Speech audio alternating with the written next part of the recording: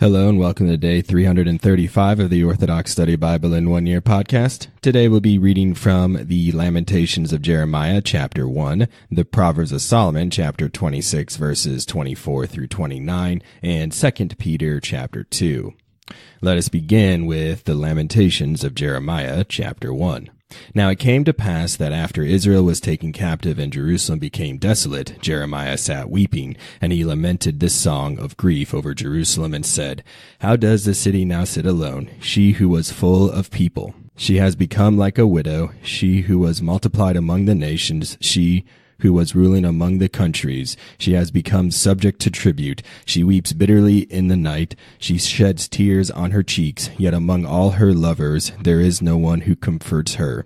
All who love her have dealt treacherously with her. They have become her enemies. Judea has gone into captivity because of her humiliation and harsh servitude. She dwells among the Gentiles. She finds no rest. All who pursue her overtake her in the midst of her distress. The roads of Zion mourn because no one comes to the feast. All her gates are destroyed, her priests groan, her virgins are led away, and she is embittered in herself. Her oppressors have become the master, and her enemies prosper.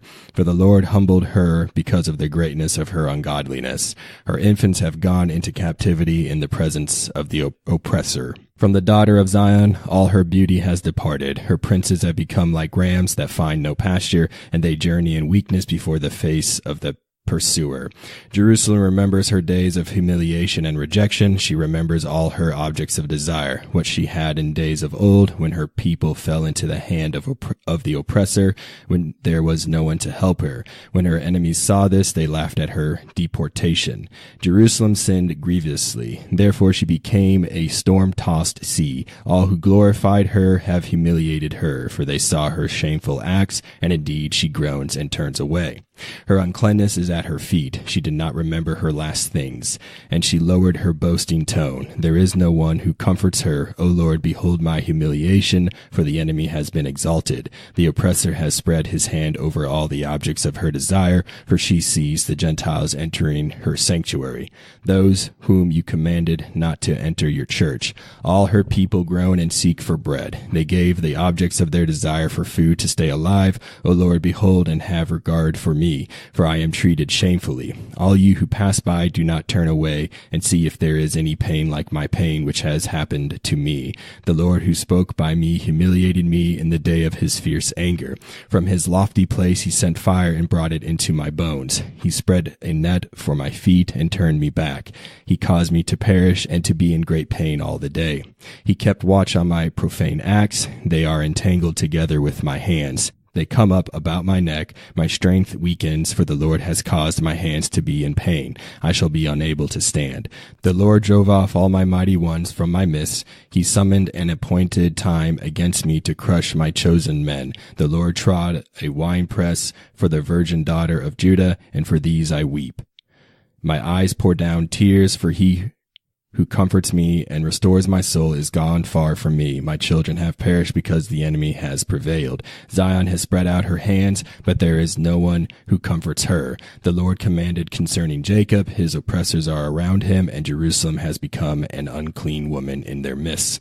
The Lord is righteous, for I provoked his mouth. Hear now, all peoples, and behold my pain. For my virgins and my young men have gone into captivity. I called my lovers, but they deceived me. My priests and my elders ended their life in the city, for they sought food for themselves to revive their lives, but they found none. Behold, O Lord, for I am afflicted. My stomach is troubled, and my heart is upset within me, for I have rebelled exceedingly. From without, the sword has deprived me of my children, as death has here at home.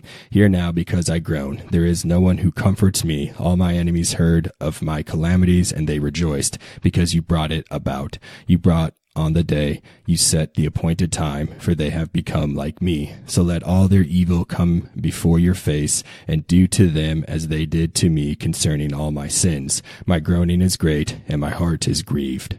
Proverbs of Solomon, chapter 26, verse 24. Money given with deceit is like a sharp piece of broken pottery, so smooth lips hide a heart that causes pain. A weeping enemy promises everything with his lips, but in his heart he devises deceits. If your enemy entreats you with a loud voice, do not consent, for there are 7 vices in his soul.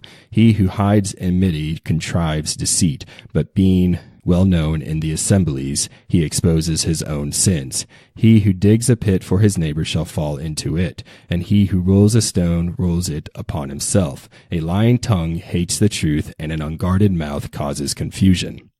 2 Peter chapter 2. But there were also false prophets among the people, even as there will be false teachers among you, who will secretly bring in destructive heresies, even denying the Lord who brought them, and bring on themselves swift destruction. And many will follow their destructive ways, because of whom the way of truth will be blasphemed.